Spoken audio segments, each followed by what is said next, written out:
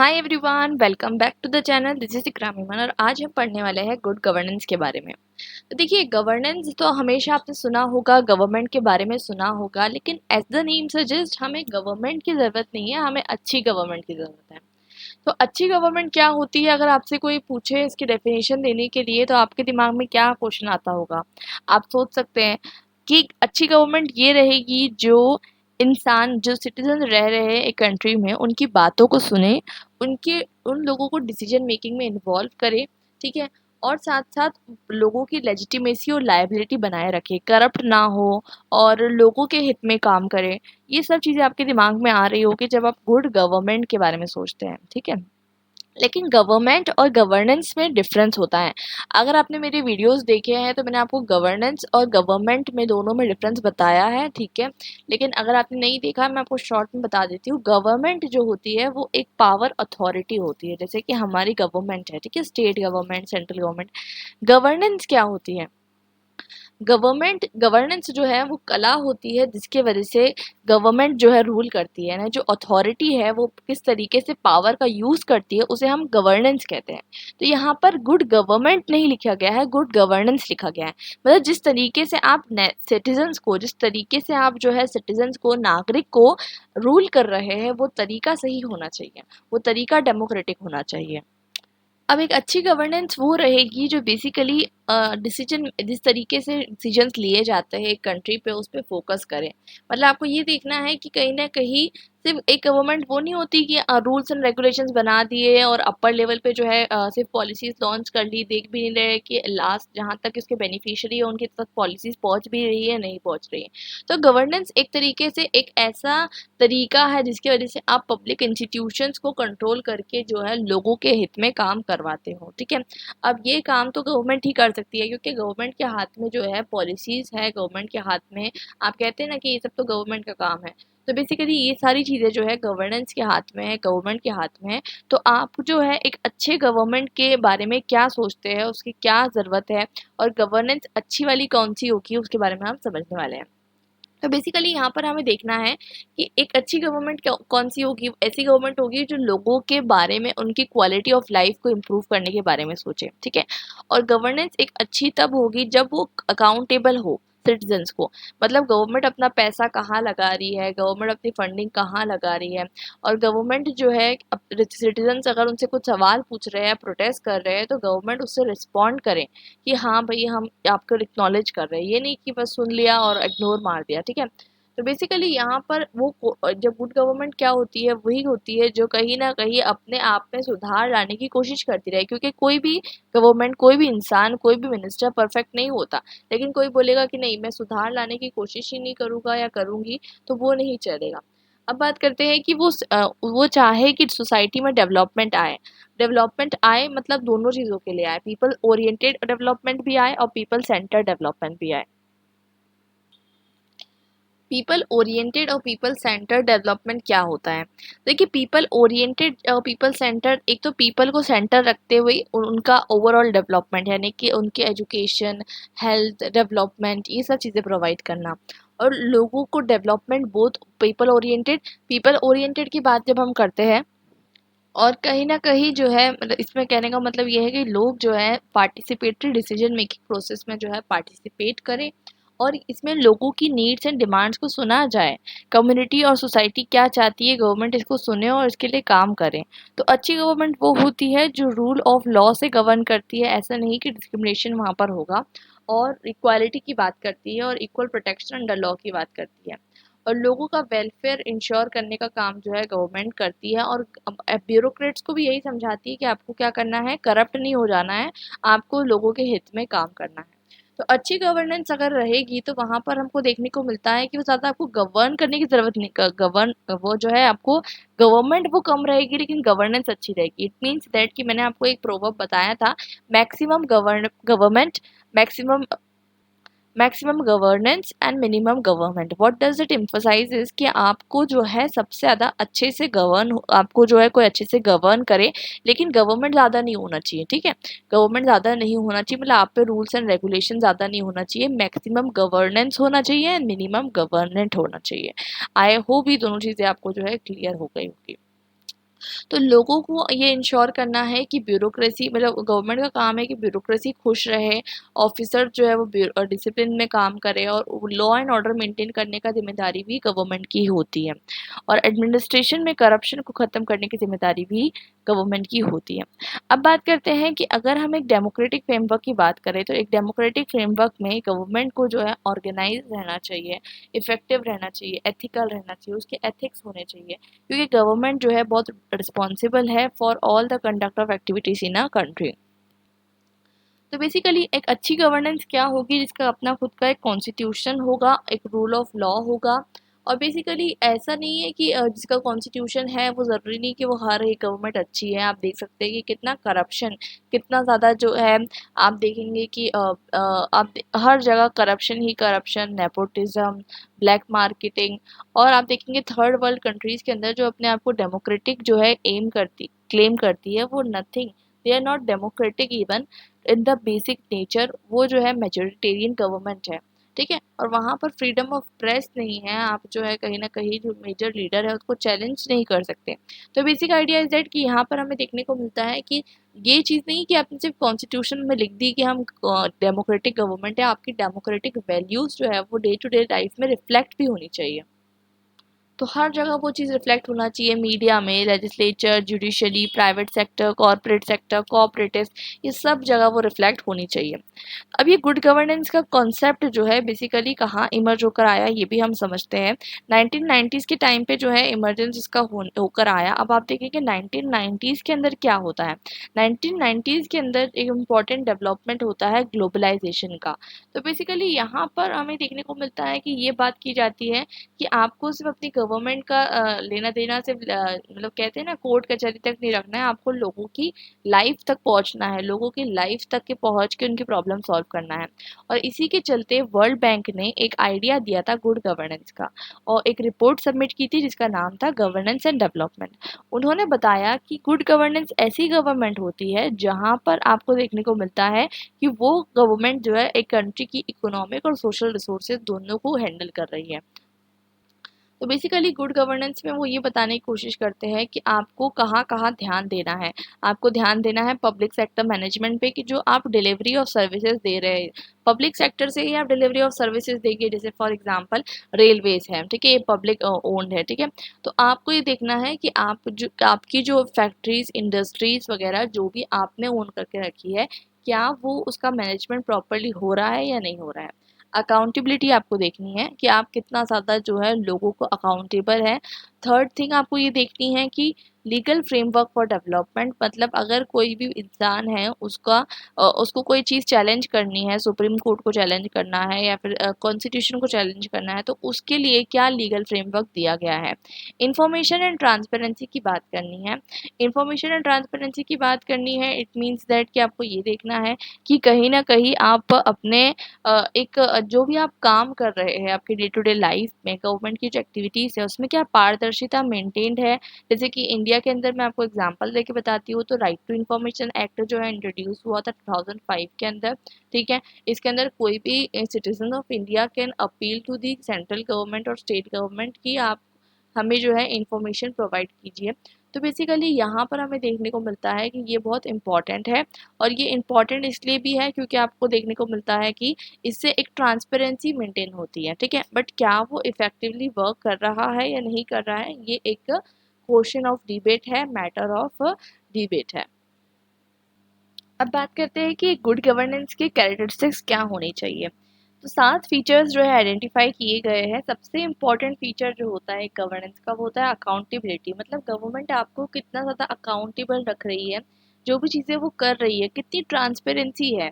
मतलब गवर्नमेंट गोलमाल तो नहीं कर रही है आपके साथ, ठीक है, गवर्नमेंट अपना पैसा कहाँ लगा रही है। इसलिए तो आपको राइट टू इन्फॉर्मेशन जो एक्ट दिया गया है बहुत इंपॉर्टेंट है। अगर आप इसको प्रॉपरली यूज़ करें तो इससे आपको देखने को मिलता है गवर्नमेंट आपको जो है एज ए सिटीजन बहुत ज़्यादा बेनिफिट हो सकता है। तो जितने भी लोग हैं जो भी गवर्नमेंट एसोसिएटेड बॉडीज़ हैं वो सब जो है रिस्पॉन्सिबल है कि आपको जो भी इंफॉर्मेशन आप मांगे वो उसे प्रोवाइड करेंगे within 30 days within the provision of RTI। अब बात करते हैं पार्टिसिपेशन। तो बेसिकली हर सेक्शन ऑफ सोसाइटी को पार्टिसिपेट करना चाहिए in the process of decision making of government. ये बहुत इंपॉर्टेंट है, चाहे वो मैन हो, विमेन हो, माइनॉरिटीज़ हो, डिप्राइव्ड सेक्शन हो, तभी जाके एक डेमोक्रेसी अपने आप में जो है एक ट्रू डेमोक्रेसी कहलाएगी। ट्रांसपेरेंसी की बात करें तो ट्रांसपेरेंसी ऐसी होनी चाहिए कि हर इंसान जो है, मैंने अभी आपको बताया कि इन्फॉर्मेशन को इजीली एक्सेसिबल कर सके। जैसे कि गवर्नमेंट की जो वेबसाइट्स होती है जिसमें डेटाबेस अवेलेबल होता है, अगर आप जाकर चेकआउट करें तो गवर्नमेंट को डेटा प्रोवाइड करना होता है कि उन्होंने कहाँ पर कितना इन्वेस्टमेंट किया, कहाँ पर किसको टेंडर दिया। और अगर आप पेपर चेक करते हैं तो आपको वहाँ पर भी देखने को मिलता है कि जो पब्लिक टेंडर्स होते हैं वो बताए जाते हैं कि किसको दिए गए हैं। तो ट्रांसपेरेंसी मेंटेन करना बहुत ज़्यादा ज़रूरी है एक अच्छी गवर्नमेंट को। रूल ऑफ लॉ बेसिकली जो आपने रूल्स लिखे हैं एक कॉन्स्टिट्यूशन में, आप उसको एक्चुअल प्रैक्टिस में फॉलो भी करना चाहिए। ऐसा नहीं कि आपने सिर्फ लिख कर रख दिए हैं और वहाँ पर जो है आप वो चीज़ को फॉलो नहीं कर रहे और आप किसी रिलीजियस कम्युनिटी, कास्ट, क्रीड की तरफ बायस है या फिर आप इम्पार्शल है। ये चीज़ नहीं होनी चाहिए और ये हर इंसान के जो है राइट्स जो है इंश्योर होने चाहिए, चाहे वो कोई भी कंट्री, कोई भी सिटीजन हो, चाहे वो कोई भी रिलीजन का हो, और वहाँ पर रूल ऑफ लॉ प्रिवेल करना चाहिए उस कंट्री और उस लैंड में। एंड रिस्पॉन्सिवनेस, अगर जैसे कि आपने देखा होगा कुछ आप जाते हैं कुछ काम करवाने के लिए सिविल सर्वेंट से, तो अक्सर ब्यूरोक्रेट्स जो होते हैं वो अनरिस्पॉन्सिव होते हैं। लेकिन ये इनरिस्पॉन्सिवनेस जो है वो नहीं चलेगी, बिकॉज जो है एक अच्छी गवर्नेंस क्या होगी, एक अच्छी गवर्नेंस वो है जो आपको रिस्पॉन्ड करे एक टाइम बाउंड मैनर में, और ताकि आपकी प्रॉब्लम भी तो सॉल्व हो सके। आप कुछ इमीडिएट प्रॉब्लम लेकर गए हैं और वो कह रहे हैं चलिए 1-2 महीने बाद आना, तो इससे जो है आपकी प्रॉब्लम जो है वो टाइम बाउंड मैनर में जो है सॉल्व नहीं हो पाएंगी। अब बात करते हैं इक्विटी एंड इंक्लूसिवनेस की। तो सोसाइटी में जो है इक्वालिटी एंड इक्विटी दोनों के कॉन्सेप्ट आपको पता होगा, दोनों बहुत डिफरेंट कॉन्सेप्ट है, ठीक है। इक्विटी इन शॉर्ट क्या होता है, equity means equal for equal people, ठीक है। जैसे कि हम बात करते हैं कि जो लोग समाज में इक्वल है उनको इक्वल ट्रीट किया जाए, और इक्वालिटी मतलब सबको इक्वल ट्रीट किया जाए, ठीक है। तो बेसिकली इक्विटी एंड इक्वालिटी दोनों भी इंपॉर्टेंट है सोसाइटी में। इक्विटी मेंटेन करने के लिए आपको पता है रिजर्वेशंस का कॉन्सेप्ट इंट्रोड्यूस किया गया है, और इक्वालिटी मेंटेन करने के लिए we do have right to equality in constitution from article number 14 to 18। तो बेसिकली आपको देखने को मिलता है कि कोई भी पर्सन किसी भी रिलीजन, कास्ट, क्रीड से बिलोंग करता हो, उसे कांस्टेंट अपॉर्चुनिटीज मिलनी चाहिए। इसलिए अगर आप आर्टिकल्स को पढ़ेंगे तो आपको पता चलेगा कि आर्टिकल नंबर 14 से राइट्स टू इक्वालिटी, ठीक है, आपके ऊपर, और आर्टिकल नंबर 15 कहता है कि कोई भी डिस्क्रिमिनेशन नहीं हो सकता on the basis of caste, class, creed, sex और रेस। और उसके बाद बात करते हैं article number 16, article number 17। Article number 17 कहता है कि अनटचेबिलिटी को अबॉलिश करना है। आर्टिकल नंबर 16 ये कहता है कि ऑफिसेज की जो अपॉर्चुनिटीज़ है उसे ओपन रखना है, कोई भी पब्लिक ऑफिसेज में आप जो है अपील कर सकते हो। आर्टिकल नंबर 18 आपको ये कहता है कि आपके जो टाइटल्स हुआ करते थे ना पहले के टाइम पे, महाराजा, महारानी, ठीक है, ये सब abolition of titles to maintain equality among the citizen so that no distinction can be made. तो इस तरीके के आपके इक्वालिटी के जो आर्टिकल्स मेंशन है वो एक्चुअल लाइफ में भी रिफ्लेक्ट होने चाहिए। Talking about effectiveness and efficiency, तो गवर्नमेंट को इफेक्टिव तरीके से काम करना है, क्योंकि गवर्नमेंट के पास रिसोर्सेज अनलिमिटेड तो है नहीं, और गवर्नमेंट जो पैसा यूज़ कर रही है वो जनता का पैसा है जो टैक्स के थ्रू कलेक्ट किया गया है, तो उसको सही जगह पे इफेक्टिवली और इफिशिएंटली यूज़ करना गवर्नमेंट का काम है। हम बात करते हैं कि अच्छी गवर्नेंस का क्या इम्पोर्टेंस है, ये तो आपको बताने की ज़रूरत ही नहीं होनी चाहिए, बिकॉज आपको पता है कि अगर एक अच्छी गवर्नमेंट रही तो वहाँ की सोसाइटी का इकोनॉमिक डेवलपमेंट होगा, सोशल डेवलपमेंट होगा, पॉलिटिकल डेवलपमेंट रहेगा। और अगर वहाँ की गवर्नमेंट अच्छी नहीं रही तो ऑन द अदर हैंड इसका कॉन्ट्ररी होगा, वहाँ की गवर्नमेंट की जो है डिक्लाइनिंग इकोनॉमी रहेगी, क्योंकि गवर्नमेंट जो है वो अपना प्रॉपर एक्सपेंस ही मेंटेन नहीं कर पा रही, और इन अननेसेसरी चीज़ों पे अगर खर्च कर रही है जहाँ पर ज़रूरत नहीं है, तो उससे भी जो है आपको देखने को मिलता है इकोनॉमिक बर्डन बढ़ जाता है।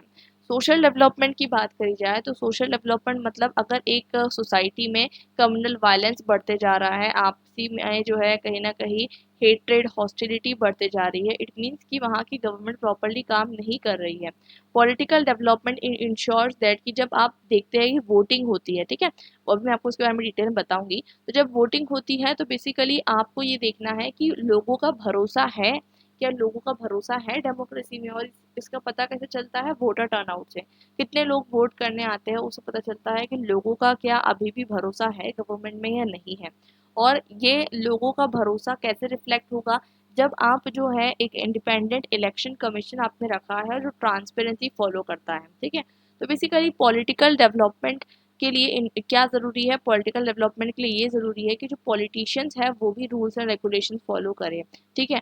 और एक तरीके से हेल्दी कंपटीशन होना चाहिए, ठीक है, आप कह सकते हैं पॉलिटिकल पार्टीज में, ताकि लोगों सेंट्रिक मतलब पीपल सेंट्रिक जो है आपको देखने को मिलता है कि कंपटीशन होना चाहिए। ऐसा नहीं कि सिर्फ पावर और सत्ता के लिए जो है क्या कहीं ना कहीं कंपटीशन हो रहा है पॉलिटिकल पार्टीज में, this is not done.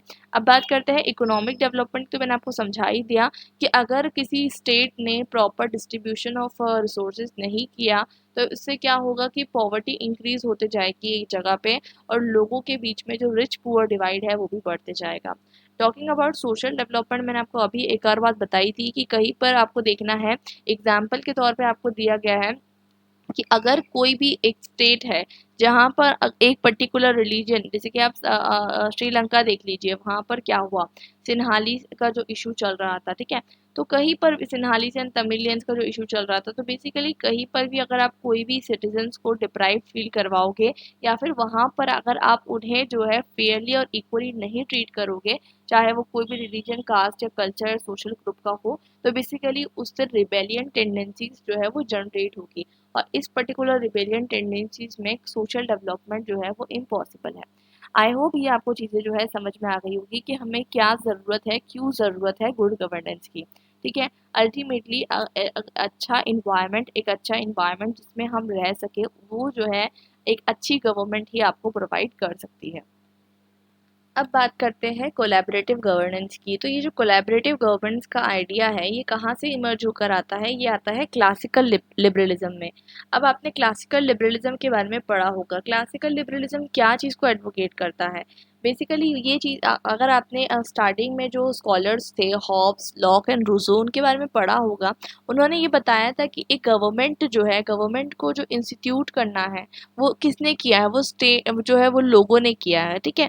Basically लोगों मतलब अगर उन्होंने बताया था कि स्टेट का एग्जिस्टेंस किस तरीके से हुआ, तो उन्होंने कहा कि स्टेट का इमर्जेंस, स्टेट का इवोल्यूशन तब हुआ जब लोगों को लगा कि एनार्की है, और एनार्की को ख़त्म करने के लिए लोगों ने खुद चूज करके किसी को जो है इलेक्ट किया।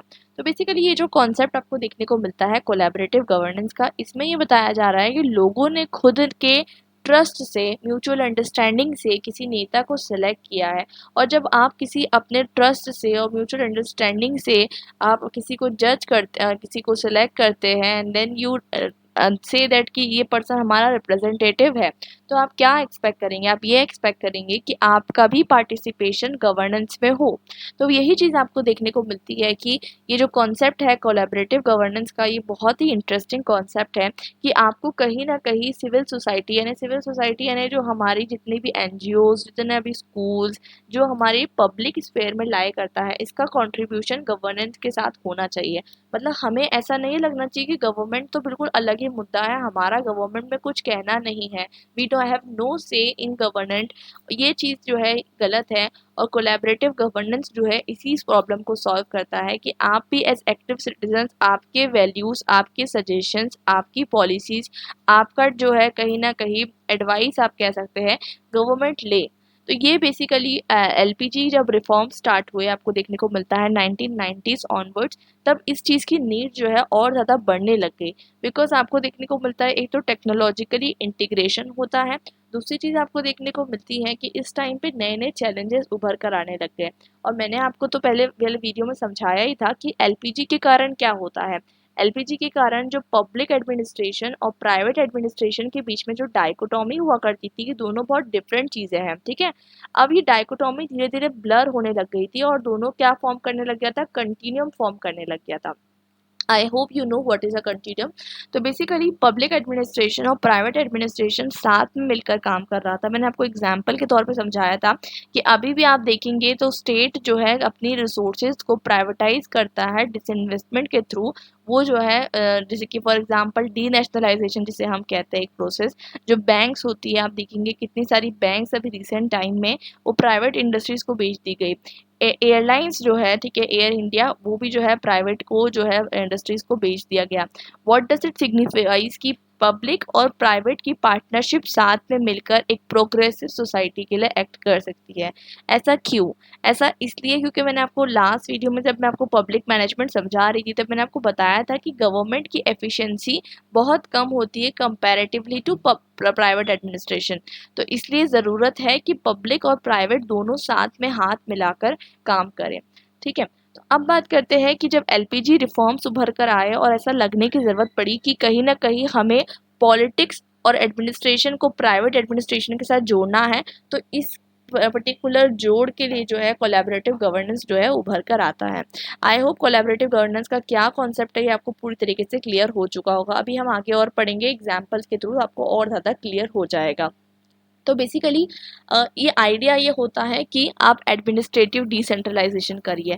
मतलब कहीं ना कहीं पावर जो है वो कुछ लोगों के हाथ में केंद्रित नहीं होनी चाहिए, क्योंकि वो लोग कहीं ना कहीं मोनार्कियल टर्न हो जाएंगे, डिक्टेटर टर्न हो जाएंगे, ऑटोक्रेटिक टर्न हो जाएंगे, और वो लोग अपना खुद का जो है कह सकते हैं राजपाट चलाएंगे। तो इसलिए ज़रूरत है कि आप एडमिनिस्ट्रेटिव डिसेंट्रलाइजेशन करिए। डायमंड कहते हैं कि सिविल सोसाइटी एक ऐसी सोसाइटी होनी चाहिए जहाँ पर लोग साथ में मिलकर आए, अपनी वैल्यूज़ को शेयर करें, ऑर्गेनाइज करें अपनी सोशल लाइफ को। होता है ना कभी कभी एनजीओज जो होती है या फिर ह्यूमन राइट्स कमीशन या फिर वुमेन डेवलपमेंट कमीशन जो एनजीओज फॉर्म करती है और वो जाकर फिर गवर्नमेंट को अपील करती है कि ये राइट के पर्टिकुलर आपको काम करना है, और फिर गवर्नमेंट को एक्शन लेना होता है। तो यही जो है रूल होता है एक पर्टिकुलर सोसाइटी का in terms of decision making. अब एलेक्सिस टोक्योबोली का आइडिया जो है सिविल सोसाइटी के बारे में वो बहुत इंपॉर्टेंट है। बेसिकली वो ये बताते हैं कि उसमें आपको पब्लिक मैनेजमेंट, पब्लिक भी आएगा और प्राइवेट भी आएगा। इसमें कम्युनिटी को इन्वॉल्व करके प्रॉब्लम सॉल्व किया जाएगा। देखिए मैं आपको एक एग्जांपल देती हूँ, ज़्यादा घुमाऊंगी नहीं, ज़्यादा टेक्निकल वर्ड्स भी नहीं कहूँगी, क्योंकि यहाँ पर आपको चीज़ें जो है आपको जो है समझनी है लाइव एग्जाम्पल से। मैं आपको बताती हूँ कि नीति आयोग जो है बनाया गया है। पहले क्या होता था कि प्लानिंग कमीशन होता था। अब नीति आयोग में जो सिविल सर्वेंट्स होते हैं ऑल ओवर इंडिया के, वो जाते हैं अपना इनपुट देते हैं। मोर ओवर क्या होता है कि जो अगर हम आज के टाइम पे देखें रिसेंटली, तो नीति आयोग जो है स्टूडेंट्स के लिए इंटर्नशिप भी प्रोवाइड करता है। अगर आप कोई सेकेंड ईयर, अभी तो आप फर्स्ट ईयर में है, बट सेकेंड ईयर ऑनवर्ड्स आप नीति आयोग में कोचिंग कह रही हूँ, इंटर्नशिप भी कर सकते हैं। मतलब आपको जो है वैसे वहाँ स्टाइपेंड नहीं मिलता नीति आयोग में, बट आप अपना इनपुट दे सकते हैं, मिनिस्ट्री के अंदर आप जो है काम कर सकते हैं। ऐसी बहुत सारी opportunities ministry of social welfare, ministry of law, ministry of social justice ये जो है निकालते रहती है। और इसके अंदर आपको ये करना होता है कि आपको जो मिनिस्ट्री है, जो मिनिस्टर है या फिर जो सिविल सर्वेंट है उसको असिस्ट करना होता है। और इससे कहीं ना कहीं स्टूडेंट्स को आप इंटीग्रेट कर सकते हो इन दी पॉलिसी मेकिंग प्रोसेस। तो ये एक मैंने आपको लाइव एग्जांपल दिया। यही एग्जांपल है कोलैबोरेटिव गवर्नेंस का, जिसमें आप फॉर्मल एंड इनफॉर्मल इंस्टीट्यूशंस को जो है साथ में लाने की कोशिश कर रहे हैं। तो फॉर्मल इंस्टीट्यूशंस तो ऑलरेडी एग्जिस्ट करते ही थे सोसाइटी में, जो कि गवर्नमेंट वगैरह है, और इतनी vast majority of informal institutions exist करते हैं। तो इतनी वास्ट जो इनफॉर्मल इंस्टीट्यूशंस है उनको ऐसा ना लगे कि भाई हम तो बहुत अलग है, इसलिए इन दोनों का कोलैबोरेशन जो है बहुत ज़्यादा ज़रूरी है। तो आई होप यहाँ तक के कोलैबोरेटिव गवर्नेंस का आइडिया क्या है ये आपको समझ में आ गया होगा। गुड गवर्नेंस से ये कैसे अलग है, ठीक है, न्यू पब्लिक मैनेजमेंट से कैसे ही अलग है, ये दिमाग में आपको रखते जाना है। ठीक है, डिफरेंसेस ड्रॉ करते जाना है। नहीं समझ में आ रहा है तो जाकर वीडियो एक बार फिर से चेक कीजिए, सारी चीज़ें जो है क्लियर हो जाएगी। तो न्यू पब्लिक मैनेजमेंट अलग है, न्यू पब्लिक एडमिनिस्ट्रेशन अलग है। कंफ्यूज किसी भी चीज़ में नहीं होना है। आपको डिफरेंसेस ड्रॉ करने के लिए भी आ सकते हैं कि न्यू पब्लिक एडमिनिस्ट्रेशन और मैनेजमेंट के बीच में डिफरेंस ड्रॉ कीजिए, या फिर गुड गवर्नेंस के बीच में डिफरेंस ड्रॉ कीजिए, good governance and collaborative governance के बीच में डिफरेंस ड्रॉ कीजिए।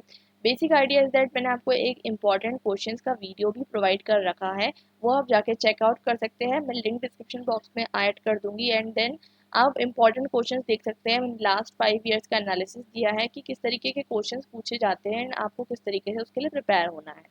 आई होप यहाँ तक ये चीज़ें आपके क्लियर हैं। और अब हम बात करते हैं कि एक कोलैबोरेटिव गवर्नेंस जो है वो किस चीज़ों पर डिपेंड करती है। ये सब चीज़ें हम डिस्कस कर लेते हैं। बेसिकली यहाँ पर एक तीन चीज़ें इंपॉर्टेंट है। एक है सपोर्ट। तो देखिए सपोर्ट मतलब ये कि जो भी प्रॉब्लम आ रही है उसमें आप जनता का भी सपोर्ट लें। देखिए अगर हम बात करें कि अगर कोई ड्राइव होती है, ठीक है, कोई सोशल कैंपेन होता है, क्या वो जनता के बिना पॉसिबल है? नहीं पॉसिबल है। देखिए गवर्नमेंट क्लीनलीनेस ड्राइव लॉन्च कर सकती है, ब्लड डोनेशन कैंप लॉन्च कर सकती है, ठीक है, बेटी बचाओ बेटी पढ़ाओ जो है लॉन्च कर सकती है, बट अल्टीमेटली जो सिटीजन्स है वो कितने एक्टिवली उसमें रिस्पॉन्ड कर रहे हैं, उनका क्या रोल है, उस पर डिपेंड करता है। गवर्नमेंट आके आपके घर के बाहर झाड़ू नहीं मारेगी, ठीक है, गवर्नमेंट जो है आपको मोटिवेट कर सकती है कि आप क्लीनलीनेस में जो है पार्ट लें। तो बेसिकली ये सपोर्ट जो है पब्लिक का ही जो है गवर्नमेंट को मिलेगा, तब जाकर आपको देखने को मिलता है कि एक कोलैबोरेटिव गवर्नेंस का जो है आइडिया इमर्ज होकर आएगा। टॉकिंग अबाउट लीडरशिप, तो बेसिकली यहाँ पर हमें देखना है कि जितने भी इम्पोर्टेंट लोग हैं, लीडरशिप आपके हाथ में होनी चाहिए, मतलब लोगों के हाथ में भी जो है लीडरशिप होनी चाहिए। It's not only about the leaders जो ब्यूरोक्रेट्स है या फिर जो आपके जिन्होंने जिनको आपने इलेक्ट किया है वो लीडर्स हैं, आप लीडर है बिकॉज आपका फ्यूचर आपके हाथ में जो है डिपेंड करता है, सोसाइटी का फ्यूचर आपके हाथ में डिपेंड करता है। तो leadership support and forum. Forum क्या होता है? अगर आपने कोई कॉन्फ्रेंसेस अटेंड की हो या फिर कोई कॉम्पिटिशन्स किए हो या फिर आपने कोई भी तरीके की वाईपी एमयूएन्स किए हो, तब आपको पता होगा कि एक फोरम बनाया जाता है जहाँ पर एक प्रॉब्लम रखी जाती है और वहाँ पर आपको देखने को मिलता है कि उस प्रॉब्लम को सॉल्व करने के लिए डिफरेंट लोग डिफरेंट आउटपुट देते हैं। तो इससे जो है आपको देखने को मिलता है कि कोलैबोरेशन की भावना जो है उभर कर आती है। आई आई होप ये तीनों चीज़ें आपको जो है कोलैबोरेटिव गवर्नेंस के बारे में क्लियर है। कंसेंसस बिल्डिंग जो होती है ये भी कोलैबोरेटिव गवर्नेंस का ही पार्ट है। अब कंसेंसस बिल्डिंग क्या होती है? बेसिकली कंसेंसस बिल्डिंग मतलब जब आपको कोई पर्टिकुलर पॉलिसी में कोई मतलब चैलेंज आ रहा है तो आपने लोगों को इकट्ठा किया और लोगों का होता है ना कि जब हम डिस्कशन करते हैं डिबेट करते हैं फाइनली हम एक मुद्दे पे पहुंचते हैं जिसपे वो जो मुद्दा होता है वो मुद्दा जो फाइनली आपका जो सॉल्यूशन आता है उस पर सब एग्री करते हैं। इसे हम कंसेंसस बिल्डिंग कहते हैं। What does it emphasise upon is that कि आपको एक पर्टिकुलर प्रॉब्लम को सॉल्व करना है और वो आंसर जो है वो जो सॉल्यूशन है उसके लिए सब एग्री होने चाहिए। तो इसे हम कंसेंसस बिल्डिंग कहते हैं जो कि कोलैबोरेटिव नेटवर्क के थ्रू आपको देखने को मिलती है कि आप इसको अंजाम दे सकते हैं। आई होप ये आपको जो है अभी तक कोलैबोरेटिव गवर्नेंस पूरी तरीके से क्लियर हो चुका होगा। हम बात करने वाले हैं एडवांटेजेस क्या है कोलैबोरेटिव गवर्नेंस के और हम बात करेंगे साथ साथ डिसएडवांटेजेस क्या है, ठीक है, ये हम डिस्कस करेंगे। उसके बाद नेक्स्ट वीडियो से हम जो है नेटवर्क गवर्नेंस के बारे में बात करेंगे। एडवांटेजेस तो डेफिनेटली बहुत ज़्यादा है बिकॉज जब आप बहुत सारे लोगों का इनपुट लेते हैं, ठीक है, तो हो सकता है कोई प्रॉब्लम ऐसी हो जिसके पास आपके पास दिमाग नहीं आया हो कि इसको सॉल्व किस तरीके से करना है, but when you create a platform and when you take input from many people then many people come and give you the input, तो हो सकता है उस प्रॉब्लम को बहुत क्रिएटिवली सॉल्व करने का जो है एक आउटकम जो है उभर कर आ जाए। सेकेंडली, इसमें डिफरेंट स्टेक होल्डर्स इन्वॉल्व होंगे तो डिफरेंट पर्सपेक्टिव्स इन्वॉल्व होंगे। इससे आप प्रॉब्लम को प्रॉपर्ली आइडेंटिफाई कर पाएंगे कि एक्चुअल प्रॉब्लम क्या है। कभी कभी होता है ना कि हम प्रॉब्लम ही गलत आइडेंटिफाई करते हैं, ठीक है, प्रॉब्लम ही गलत आइडेंटिफाई करते हैं और जब डिबेट एंड डिस्कशन होता है तब हमें समझ में आता है कि एक्चुअल प्रॉब्लम है क्या। और secondly collaborative governance is very important and effective क्योंकि आपको देखने को मिलता है कि यहाँ पर जो है कहीं ना कहीं प्रॉब्लम और टू सॉल्यूशन जो है निकल कर आ जाते हैं इजीली। अब बात करते हैं कि इससे नए आइडियाज़ मैंने आपको भी बताया आते हैं और wider range of ideas and discussion policy making में आपको देखने को मिलते हैं और सिटीजन और गवर्नमेंट साथ में मिलकर काम कर पाती है। और इससे सिटीजन और गवर्नमेंट के बीच में जो एक गैप होता है ना, हमेशा से हम सोचते हैं कि गवर्नमेंट तो बहुत अलग है, हम तो बहुत अलग है, तो ये दूर होता है और सिटीजन जो है बेसिकली आपको देखने को मिलता है डिसीजन मेकिंग प्रोसेस में पार्ट ले पाता है। और अभी आप देखेंगे कि जो G20 जो है, G20 एक ग्रुप ऑफ 20 नेशंस है जो लोग जो है आप देखेंगे कि दोज आर द कंट्रीज जो स्ट्रॉन्गेस्ट इकोनॉमीज है वर्ल्ड की, उसकी के अंदर एक Y20 फोरम होता है जिसमें यूथ को पार्टिसिपेट करने के लिए कहा जाता है। तो इससे आपको देखने को मिलता है कि सिटीजन्स के अंदर एक तरीके की रिस्पॉन्सिबिलिटी आती है कि कहीं ना कहीं हमारा भी जो है एक से है गवर्नमेंट में। और इससे जो है आपको देखने को मिलता है कि जो स्किल्स लोगों के पास है वो गवर्नमेंट तक अल्टीमेटली पहुंच पाती है।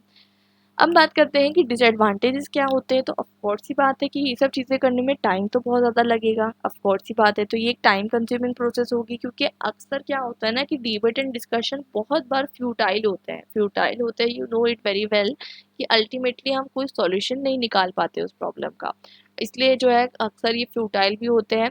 और बेसिकली अक्सर क्या होता है, जैसे कि बहुत सारे डिस्कशन हो रहे हैं, डिबेट हो रहे हैं, फोरम्स हो रहे हैं, बहुत सारी चीज़ें एग्रीड अपॉन हो गई, ठीक है, पार्लियामेंट में भी वही होता है। बट अल्टीमेटली जो सॉल्यूशन निकाला गया है, क्या गवर्नमेंट्स को इम्प्लीमेंट कर भी रही है या नहीं कर रही है, या सिर्फ आपका टाइम वेस्ट हो गया, ये भी चीज़ देखने वाली है। और अक्सर कोलैबोरेटिव गवर्नेंस जो है बहुत कॉम्प्लेक्स होती है, इसकी वजह से इंडिविजुअल को समझ नहीं आता कि वो उसकी रिस्पॉन्सिबिलिटी क्या है। और हो सकता है कि कुछ स्टेक होल्डर्स जो है बायस वे में एक्ट करें, और जो बेसिकली कुछ कभी कभी क्या होता है कि जो स्टेक होल्डर्स पावरफुल है, आपने कितना भी डिस्कशन किया, इनपुट दिया, बट उन्हें जो चीज़ आगे पहुंचानी है वही चीज़ वो आगे पहुंचाएंगे, तो ये पूरी प्रोसेस को मैनिपुलेट भी कर सकते हैं। और अक्सर जब आप देखेंगे कि अभी हमारे पास अगर हम कोऑर्डिनेशन की बात करें, इंडिया की जनता देख लीजिए, ठीक है, 140 करोड़ की जनता, तो किस तरीके से आप कोऑर्डिनेट करेंगे गवर्नमेंट के साथ, तो ये एक बहुत चैलेंजिंग इशू जो है आपको देखने को मिलता है। और उसके बाद trust issue, power imbalance, culture, race, ये सब भी जो है कभी कभी मोटिव्स होते हैं स्टेक होल्डर्स के, जैसे कि लोग अपने ऊपर नहीं सोच पाते, मतलब अपने आप कह सकते हैं कि अपने सोशल कोऑर्डिनेट से हटकर लोग नहीं सोचते, नहीं सोचना चाहते। वो हमेशा अपने जो अपने लिए जो बेनिफिट है वही चीज़ जो है सामने रखते हैं, और इस वजह से जो है आपको देखने को मिलता है it act as a barrier to achieve goals. Now talking about कि कोलैबोरेटिव गवर्नेंस से जो है स्टेबिलिटी नहीं आएगी, बिकॉज अगर आप कहेंगे कि हर डिसीजन लेने के लिए आप 140 करोड़ की आबादी को कंसल्ट करेंगे, तो स्टेबिलिटी कहाँ आएगी, ठीक है। बट अगर आप देखिए तो आज के टाइम पे जो छोटी छोटी कंट्रीज होती है, जैसे ऑस्ट्रेलिया, छोटी इन द सेंस मैं बात कर रही हूँ जोग्राफिकल सेंस में, पॉपुलेशन की बात कर रही हूँ, Australia, New Zealand, US, UK and other European countries में कोलैबोरेटिव गवर्नेंस को जो है टेस्ट किया गया है।